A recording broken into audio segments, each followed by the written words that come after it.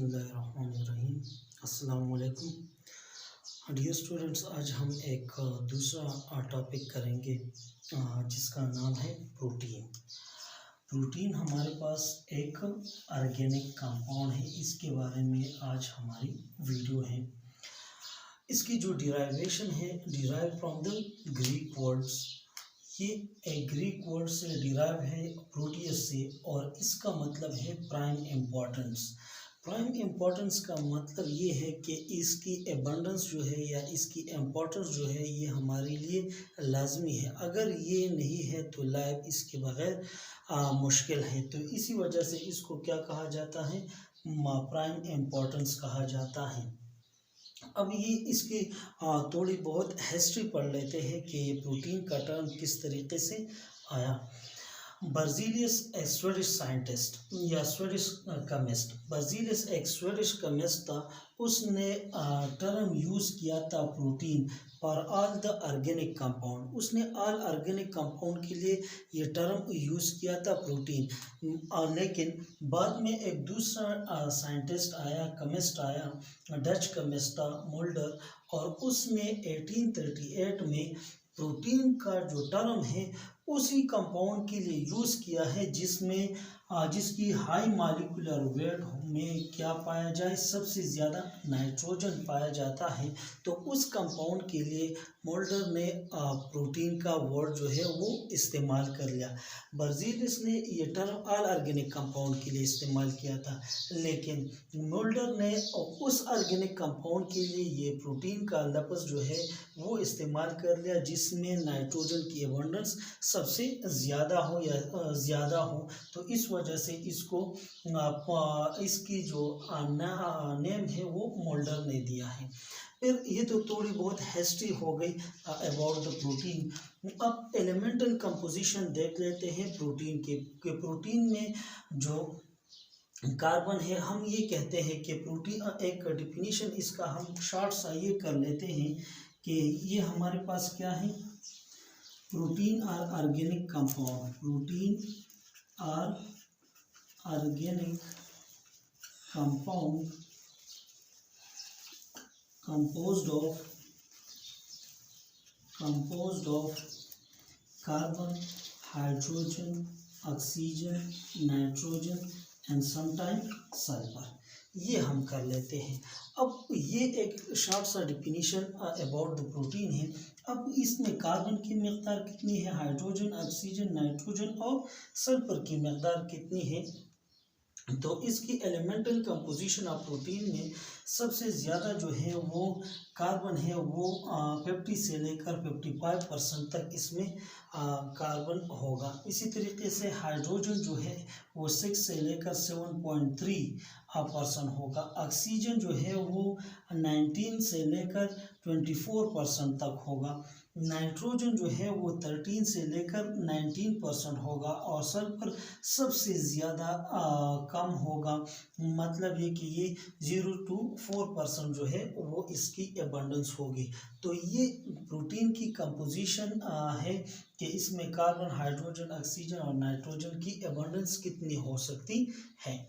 अब हम कहते हैं कि एक protein are the polymer of amino acid. Protein are the polymer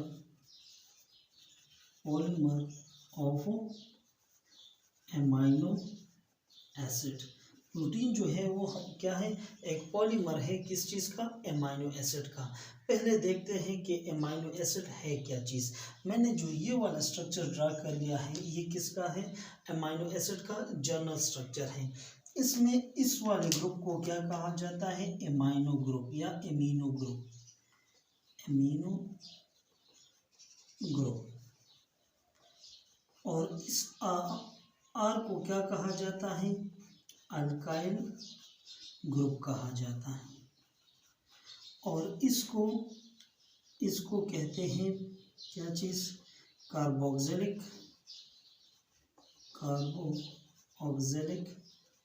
acid. और ये हाइड्रोजन है। अब जब इस कार्बन को क्या कहा जाता है, अल्फा कार्बन कहा जाता है। जब दो या दो से ज़्यादा फंक्शनल ग्रुप जो है वो एक कार्बन को अटैच हो जाए तो उसको क्या कहते हैं, अल्फा कार्बन कहा जाता है। तो ये एक जनरल स्ट्रक्चर हो गया। अब इसमें एसिडिक फॉर्म स्ट्रक्चर भी है और बेसिक है। जो कार्बोक्सिलिक एसिडिक है ये इसका एसिडिक है, और ये एमाइनो ग्रुप जो है ये क्या है, इसका बेसिक है। अब अगर देखा जाए तो ये हमने इसके स्ट्रक्चर के बारे में कह दिया। अब हम एक बात कहते हैं कि ये एमाइनो एसिड जो है ये एक दूसरे से मुख्तलिफ है on the basis of their alkyl group. मतलब ये कि अगर आप अल्काइल ग्रुप को चेंज करोगे तो ये जो है वो मुख्तलिफ एमाइनो एसिड बनाएगा। फॉर एग्जांपल मैं यहाँ पर एक कर लेता हूँ NHCHCOOH।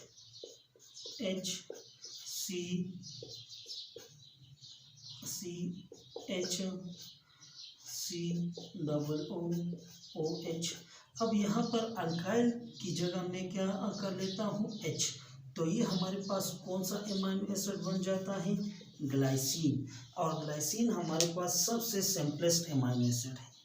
कौन सा एमाइनो एसिड है, सिंपलेस्ट एमाइनो एसिड है।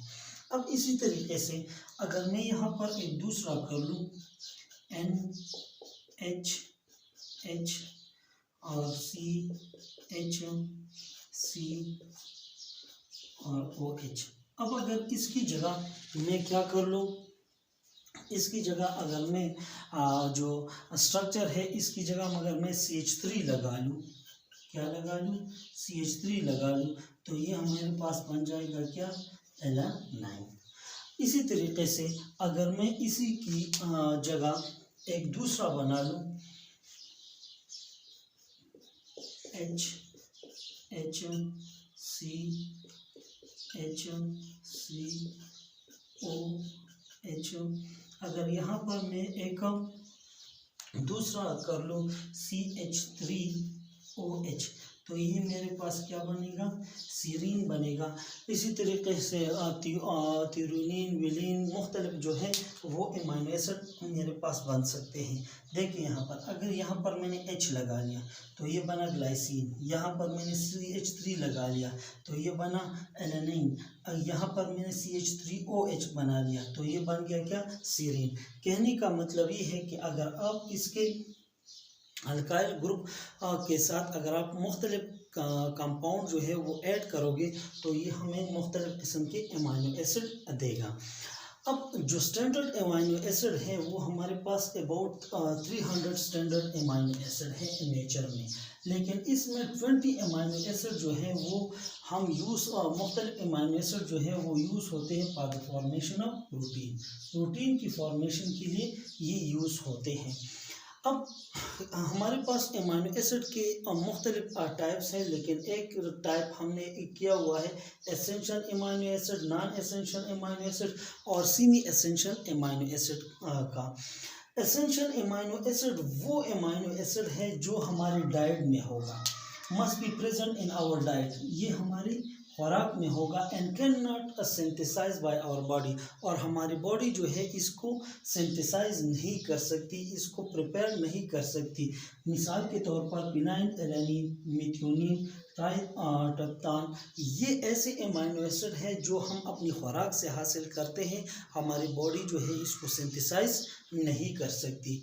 जो नॉन एसेंशियल एमाइनो एसिड हैं वो ऐसे एमाइनो एसिड है जो हमारी बॉडी जो है वो खुद तैयार कर सकती है, जैसे एस्पार्टिक एसिड, ग्लूकोटामिक एसिड और एलानिन, ये ऐसे एमाइनो एसिड है जो हमारी बॉडी जो है वो खुद इसको सिंथेसाइज कर सकती है। सेमी एसेंशियल एमाइनो एसिड वो एमाइनो एसिड हैं जो हमें ख़ास पीरियड के दौरान चाहिए, for example required during growth and lactation. अगर लैक्टेशन का टाइम है और ग्रोथ का टाइम है तभी ये हमें चाहिए, जिसके एग्जांपल मैंने दिए हैं अर्जिनिन और हिस्टाडीन।